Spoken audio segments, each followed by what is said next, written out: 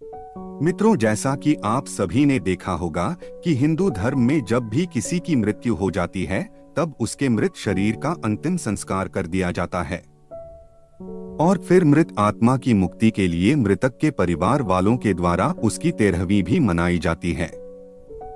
परंतु क्या कभी आपने सोचा है कि आखिर 13वीं मनाई क्यों जाती है और इससे उस मृत आत्मा को क्या फल मिलता है? अगर इसके बारे में आप नहीं जानते तो आज हम इस वीडियो के माध्यम से जानेंगे 13वीं की महत्व के बारे में, जिसका वर्णन गरुड़ पुराण में किया गया है। गरुड़ पुराण में बताया गया है कि जब भी किसी की मृत्यु हो जाती है तो मृतक की आत्मा अपने परिवार वालों के आसपास ही भटकती रहती है, क्योंकि मृत्यु के बाद मृतक आत्मा में इतना बल नहीं होता कि मृत्यु लोक से यमलोक की यात्रा तय कर सके। इसलिए आप सब ने देखा होगा कि जब भी किसी मनुष्य की मृत्यु हो जाती है तो उसके परिवार वालों के द्वारा मृतक आत्मा के लिए नियमित पिंडदान किए जाते हैं।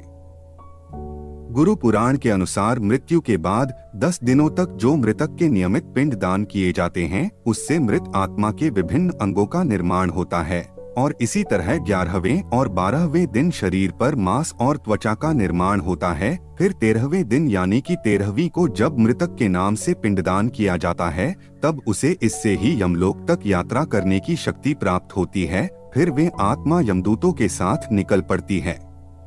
गरुड़ पुराण की माने तो मृत्युलोक से यमलोक तक जाने में मृत आत्मा को 1 साल अर्थात 12 महीने का समय लगता है। मित्रों, यह भी माना जाता है कि मृतक के परिजनों के द्वारा इन 13 दिनों में किया गया पिंडदान 1 वर्ष तक मृत आत्मा को भोजन के रूप में काम आता है। इतना ही नहीं, गरुड़ पुराण में यह भी बताया गया है कि जिस मृतक आत्मा के नाम से पिंडदान नहीं किया जाता है उसे 13वीं के दिन यमदूत घसीटते हुए यमलोक की ओर ले जाते हैं और ऐसी आत्मा को यमलोक में बड़ा ही कष्ट पहुंचता है।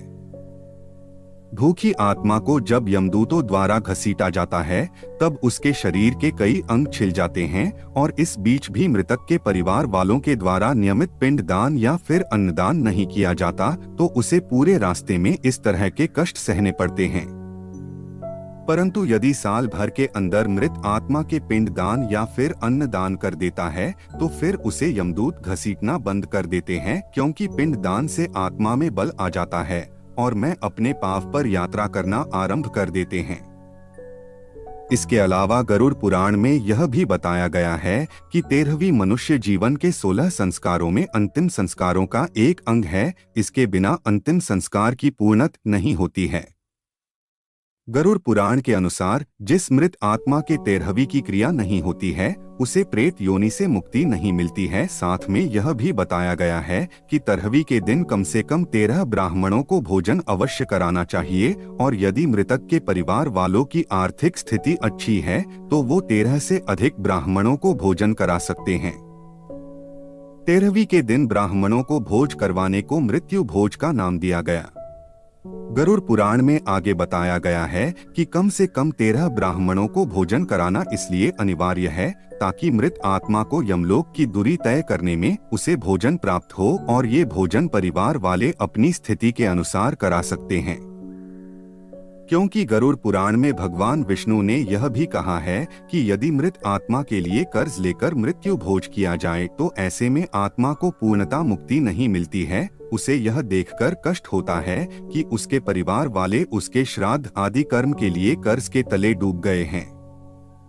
आगे गुरु पुराण में यह भी बताया गया है कि यदि कोई मृतक के परिवार को मृत्यु भोज के लिए विवश करता है, यानी कि क्षमता से अधिक लोगों को भोजन कराने के लिए विवश करता है, अथवा उसे मृत्यु भोज के लिए पैतृक संपत्ति को बेचने के लिए कहता है, तो ऐसे मनुष्य को यमदूत कभी माफ नहीं करते और जब ऐसे मनुष्य की मृत्यु होती है तो यमदूत उन्हें कई प्रकार की यातना देते हैं और फिर उन्हें मृत्युलोक में भेज देते हैं।